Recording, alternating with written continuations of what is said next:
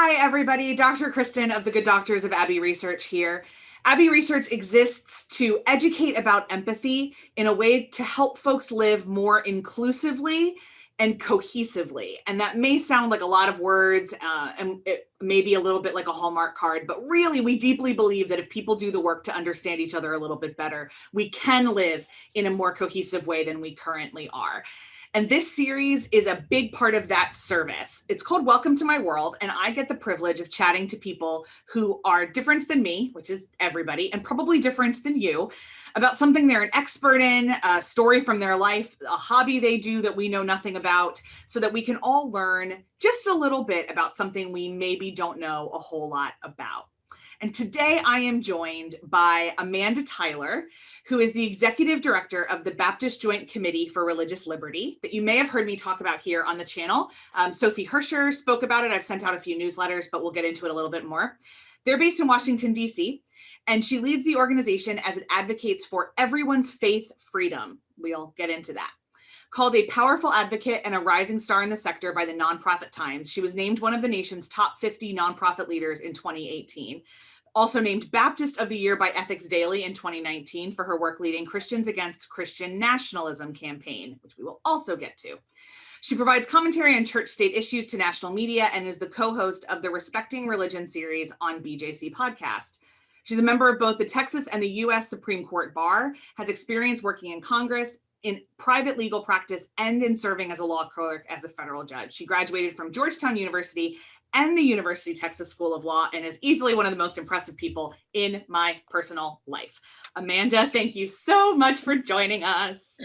Oh, thank you so much, Kristen. The feeling is mutual. You are so impressive and this work is really exciting. So I'm thrilled to be on your program.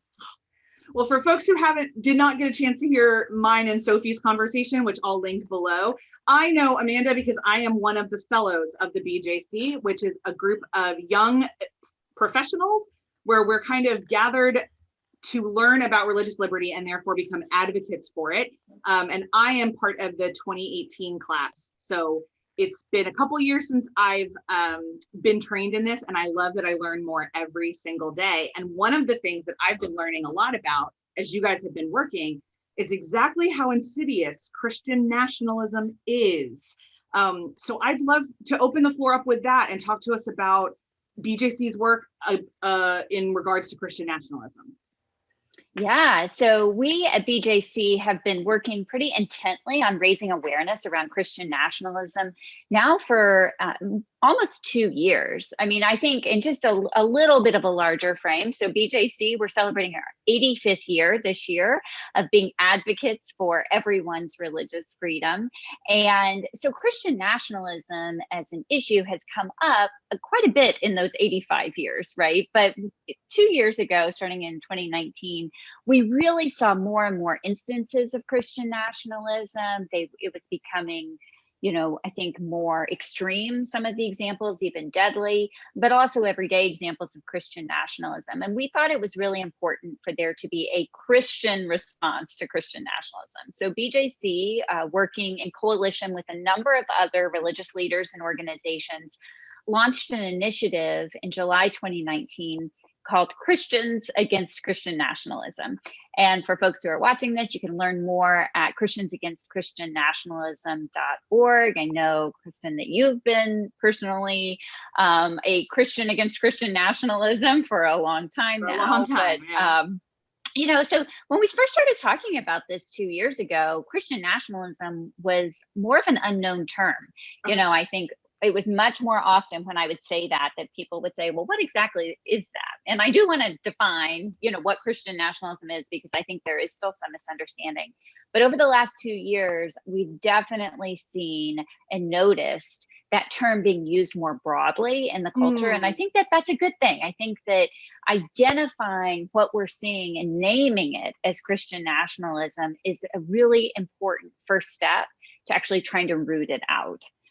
So is that an okay place for us to start? That's just to give great. Some Yeah. definitions? So I know my definition of Christian nationalism, but if you could give yours, that would be great.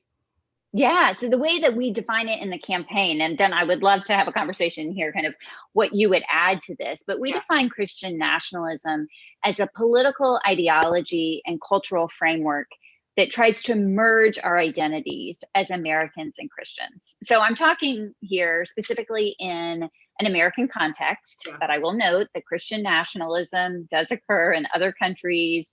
Religious nationalism occurs in other contexts, but here we're really talking about the American context. Yeah. But Christian nationalism, in this way, it suggests to be a true American that one has to be a Christian, or to be a good Christian, one has to be an American. And so, in this way, Christian nationalism really relies very heavily on this mythical founding of the United States as a, quote, Christian nation. It sees a providential role of the American history, that God especially favors the United States and is using the United States for some kind of Christian mission. And I also think when we talk about Christian nationalism, we talk about what it's not. So Christian nationalism is not the same as Christianity. It is a political ideology. It is not a religion. That said, it's too simplistic to say that Christian nationalism has nothing to do with Christianity. And I think it's important to acknowledge that Christian nationalism uses Christian symbols, Christian language to kind of give some credence to it as an ideology. I also like to differentiate Christian nationalism from patriotism. So Ooh, that's a great point, because I think they get conflated a lot. absolutely. Yeah. So patriotism, I define as love of country. Nationalism, I define as a kind of love of country that takes precedence over everything else, including one's religion. Yeah, like a And so, prioritization of your idea of what that country is. Yeah. exactly. And so, I sometimes say that if your patriotism requires you to sacrifice some theological value that's really important to you, it's no longer patriotism. Yeah. That's nationalism. And so that's what we're talking about when we talk about Christian nationalism. And I think that that's helpful, because sometimes the response that we get is, well, I love my country. What's wrong with that? You say, nothing's wrong with that, as long as you don't put that love of country over everything else, including your religious convictions. Yeah, I think it's really, I first kind of begun to articulate why this bothered me when I lived in Northern Ireland in 2005. And we were having conversations with some Protestant youth about, like, when you go to heaven, essentially, you don't go to Northern Irish heaven, you don't go to British heaven, like, you go to heaven. And so as you prioritize how you're working, and like, there isn't separate kingdoms. So can you be a Christian and this at the same time? Well, for sure, but at some point something's got to give, and the choices that you make is what gives. And the idea of Christian nationalism, to me, is also very tied up in American exceptionalism. And so, Absolutely. which we see, I think, a little bit differently in the United States than some other places, because of our lack of a state church. And so this has become so much of the American civic religion. Like, the American dream involves being Protestant in a lot of ways. Like, we don't ever say that out loud, but 44 of our presidents have been Protestant, aren't we? As I'm at that point, 40, 45. That's right. So Yeah.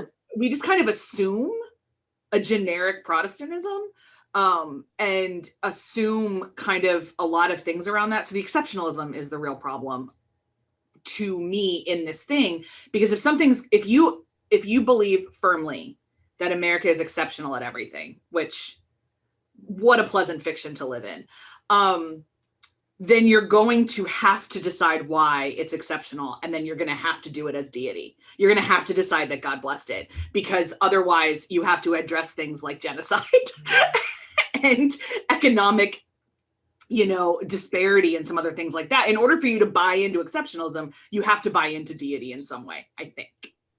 Absolutely. No, and I think that leads, what sparked for me there is also a really important part of the Christians Against Christian Nationalism statement, when we talk about Christian nationalism and racism.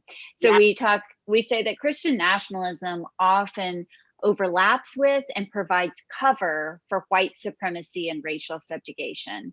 And I think that it really it reminds me when we talk about American exceptionalism, you know, we often, when we talk about that, we gloss over slavery. We gloss over all of the remnants of slavery that we are still living with right now, that we ignore that, and we ignore the way that, frankly, Christianity has been complicit in this system from the beginning as well. And so if you buy into this idea, not only that America is exceptional, that we have some special role in God's plan, then we also, I think, kind of let Christianity and Christian leaders and individuals off the hook as well, to really wrestle with how those instruments of American power are really at odds with living a Christian life, and taking responsibility for what role we have, not just in not propagating those evils, but actually doing something about them in the modern day.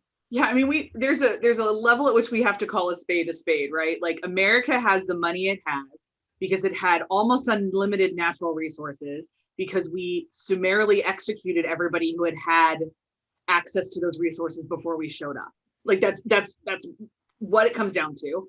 And then the South was able to have power, and the North was able to build on that economic trading based on not paying for labor for centuries, really, is what it comes down to. And now still continually underpaying for labor in a lot of ways. And so I was raised in a Christianity that completely ignored the economy and completely ignored money entirely, which is a separate conversation we need to have about how the church doesn't know how to talk about money. But because it ignored the economic realities, it could also ignore the racial realities. It could also ignore the systemic realities. It could ignore all of that, because we didn't talk about the fact that the native peoples on this land, churches preached to get rid of them. And it was pastors and the itinerant writers. Every denomination has blood on their hands in this. And we aren't comfortable saying that very often. And so, you talk about Christian nationalism as a political ideology, which it totally is. But on the other side, it's also a very, very strong theological ideology. Like, it's an incredible, there's an incredible amount of faith is just, we use that word for so many things, but like, if you deeply believe that God wants you to do something, that's a real powerful motivator. And whether or not we can understand it or not is irrelevant. If you believe that this is God's call in your life, I mean, Manifest Destiny is called that for a reason in our history books, then you're going to chase something a little bit differently than if your country wants it. So then we marry country and God, and it becomes even more powerful. We see this in Japan, where they believe that the emperor is above God even. And so service to the emperor is even more holy than service to deity. So like, when we combine God and America, it's like the juggernaut. Like, you can't get away from it. Absolutely. Yeah. And I mean, I think that brings to mind, I think, probably the most recent extreme example of Christian nationalism. And I before I bring it up, I want to say, I often caution against focusing too much on the extreme examples, because we need to be focusing on the more mundane, the insidious examples. Everyday stuff on the Exactly. So we will talk about that, but I think an example that got a lot of people's attention was on January 6th at the Capitol insurrection. For sure. Because there were lots of Christian symbols there, and that idea, that kind of power that comes when someone really believes and is at least saying that they're acting on God's behalf, as if as if Jesus wanted them to do that they're there carrying out a particular divine purpose in their attempted overthrow of the U.S. government, for example. That was done both in their eyes as a patriotic move, but also as a religious move. I think shows just how dangerous it can be in certain situations, and I think we definitely saw that on display on January 6th. Oh, for sure. And to me, we also saw it in the Atlanta terrorist shootings, that the perpetrators stated religious purposes, like religion gave him more perceived power than he would have had would he be another faith system. And so he had more rights to other people's lives because of Christian nationalism, to me, is another way. So that's maybe a little bit more insidious. That's a little bit less overt and a little bit less. So what are some other examples that you see? I can think of some as an employer, but what are some examples that you see of the kind of quiet ways that if we're not careful, go unnoticed? Yeah, and I think that's how Christian nationalism has gotten so deeply entrenched over the centuries, Yeah. is that they haven't been noticed, they haven't been questioned.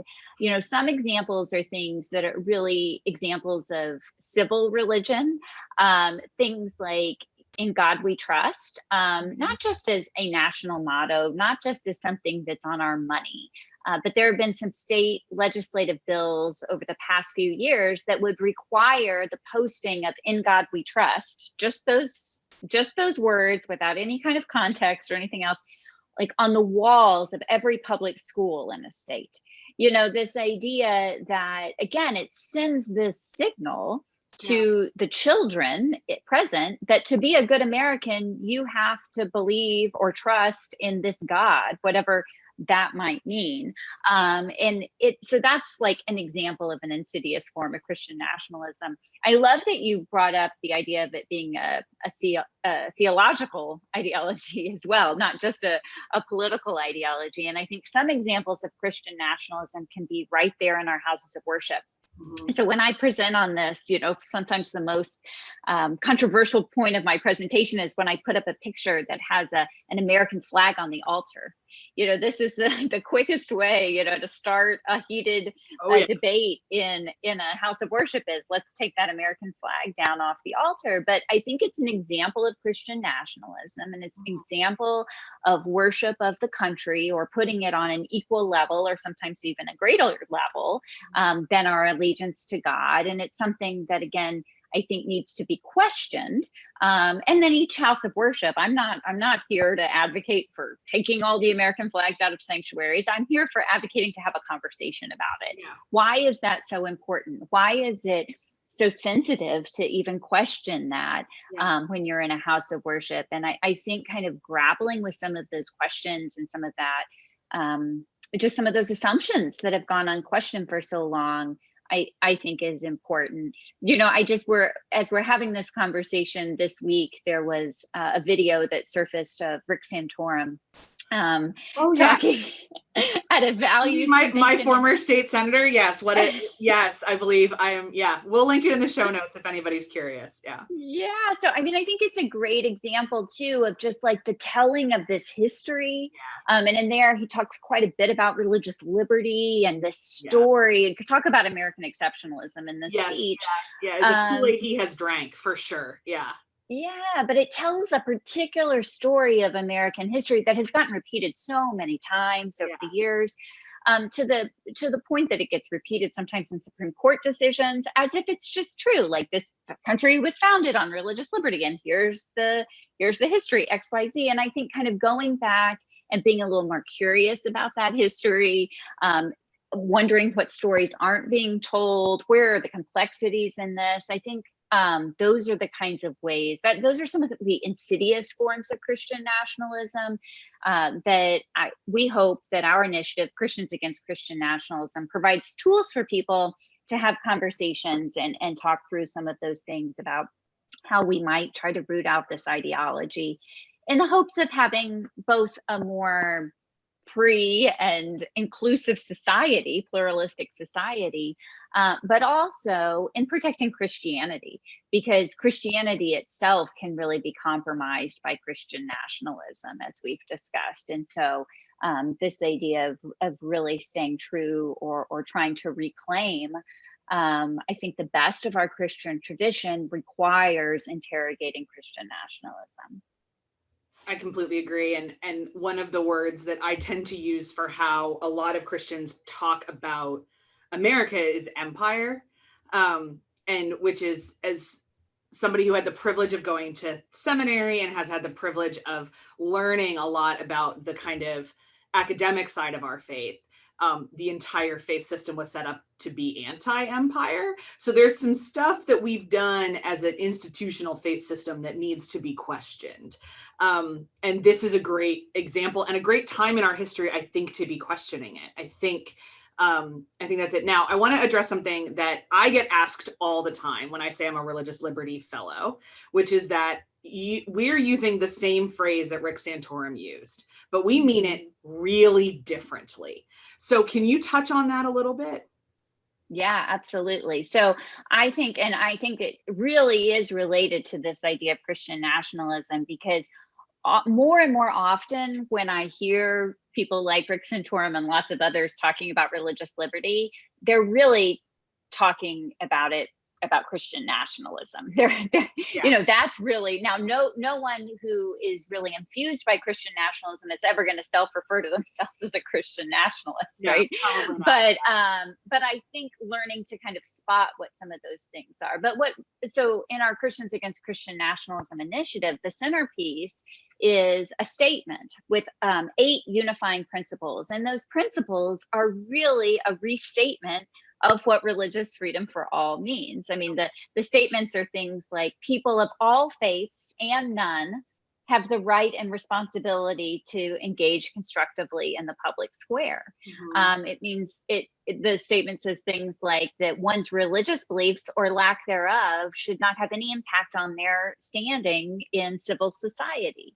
That government should not promote religion over any one religion over others, or religion over irreligion. I mean, these are foundational values of religious freedom for all.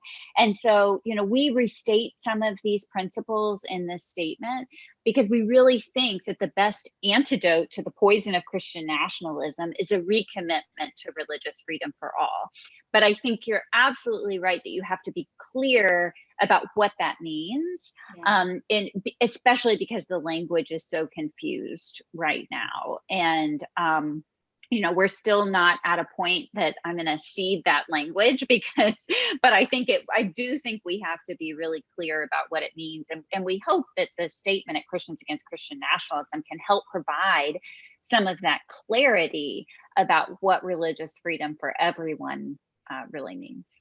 Yeah, because when we use, liberty is a charged word in our nation, and it isn't as charged maybe in some other places around the world. But for us, that's a really charged word. And so unpacking what that can mean is really important as we go through it. And I'll say for anyone watching this, I know I have a lot of international viewers. Like, I just want to remind you again, the United States is one of the few countries in the world that has been around as long as we have, that never had a unifying state religion.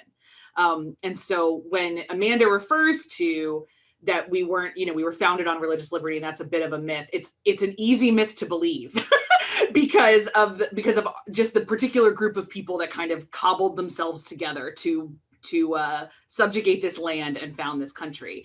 But no matter, there were colonies with colonial churches, but since we became the United States of America, we've never had a cohesive, official, institutional faith system, except for what it means to be American. Which is, I want to say that too, because to me, that's actually the foundation of Christian nationalism, is because we've never had anything else to challenge allegiance beyond the American ideal. It was very easy for hundreds and hundreds and hundreds of years to marry those two things. And it wasn't until we got more religious pluralism in the 20th century that anything even showed up to challenge Christianity in a large scale format. So that's an important thing to remember, I think, when we're talking about it. Like, my friends that have religious liberty conversations in Denmark are coming from a really different perspective, because they're talking about the dismantling of the Danish state church. And in Ireland and Northern Ireland and the UK, and even in some colonial projects, like in India, they have to have different conversations because it involves a dismantling of a potential dismantling of a state institution. And we're coming at it so much messier than that, because instead of dealing with an institution, we're dealing with ideologies and how what people believe affects so much of how they live, but frequently we don't even know what we believe. And so that's one of the reasons that I really love this campaign. And like, I might sound like a shell for BJC. I really just believe in it. When I don't agree with something they're doing, they hear about it. Don't worry about it. But I really, really love this initiative entirely because it's about addressing what we actually believe about ourselves. And addressing because I know hundreds and hundreds of thousands of people think nothing of having that flag in the sanctuary. And those of us that have spent a lot of time thinking about this are like, Why are you having a Memorial Day service? And we get really grumpy about it and really intense about it because we've been thinking about it, but millions of people have never thought about it because they've never been asked to before. And so a huge part of this campaign, I know, is just, like you said, starting conversations. It's asking people to consider that maybe there's a different way. Yeah. And the tone of the statement, we hope, comes through with a real tone of humility to it, right? That's the way that you have a conversation with people, or to say, here are some unifying principles, and to be self-critical, right? And I think that's an important piece of it as well. That's why it's called Christians Against Christian Nationalism. For sure. We have to clean our own house. Yeah. Exactly. We are deliberately exclusive, not because we are exclusive, but because we think that it really is important for Christians to look really intently at Christian nationalism and then work collaboratively with people of all different faiths and no faith to get at the root causes. And so that's the spirit of the campaign, and I'm glad that comes across. And you've really given me something to think about, Kristen. I think that's a really good point, this idea that because we never had an established national church of any kind, and in fact, we explicitly said in our founding documents that we would not do that, we still had a lot of different religious allegiances and not in our individuals. And so there was this tension from the beginning that did kind of try to make a religion out of our patriotism in some ways, that created, and that's some of what went into the entrenchment of Christian nationalism from the beginning, that we needed, talking to historians, that we were this young country, we needed to lend some kind of credence to what we were doing. And so we went back, and suddenly George Washington became Moses, and we had all these extra, we had a lot of extra, biblical references in our early American life, as we did somewhat make a religion out of being American.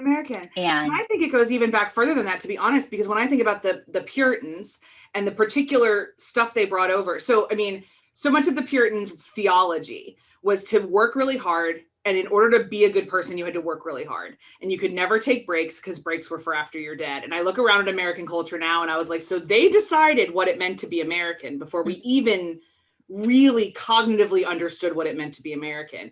And they brought, and because nothing ever challenged that system, I think it just kept getting baked in. Like when new people show up to the land, they want to know what it means to be around here, and they want to assimilate, even if they say they don't. So we just kept assimilating to the Puritans. Like we just kept assimilating to the Puritans, and the Quakers didn't. It would have been better if we'd assimilated to the Quakers, but we didn't. We assimilated to the Puritans, and we just kept making it. We just kept making it a Puritan country, entirely accidentally. Mm-hmm. So, and that's why we're all so exhausted, and that's a separate conversation. The other reason we need to dismantle Christian nationalism is that we all need to believe in vacations again. So that's another reason. Absolutely. Obviously, Amanda and I can talk about this for hours, and we have in the past, and I'm sure we will again, but I hope that you've learned a little something about this. I do hope as well, if you are somebody who identifies in our faith system, that you'll join us in being a Christian against Christian nationalism. And that if this conversation took you completely aback and you've never thought about any of this before, please reach out to one of us and get in touch, and we'd love to talk to you about what's going on and where our thought processes are, especially if you disagree with us, because we love having conversations about with difference and figuring out how to hold all the difference in tension. So, Amanda, thank you so much for joining me. Oh, thank you. Thank you for this conversation. And I'm going to continue. I'm going to subscribe and keep watching. Thank you. Oh, well, I hope you agree with Amanda and you subscribe and keep watching as well. If you liked this video, hit that little thumbs up button. It really does help in the old YouTube algorithm. We have lots of conversations around lots of different things here on this channel, including, as you're watching this, an episode by episode recap series of The Handmaid's Tale and what Handmaid's Tale says about religion and gender and imprisonment and Christian nationalism. So we'd love for you to join us there. If you're somebody who loves book reviews, we like reading, then I've got a channel for that too, where Dr. Aaron and I talk all about empathy and equity reads that you can use to expand your worldview. And there's some great Christian nationalism, including some of Robert P. Jones's book on white supremacy and Christian nationalism on that channel as well. No matter where you join us, and if you never join me again, it's been a privilege sharing this space with you. I hope you have a wonderful day and hopefully see you next time somewhere on one of my channels. Bye.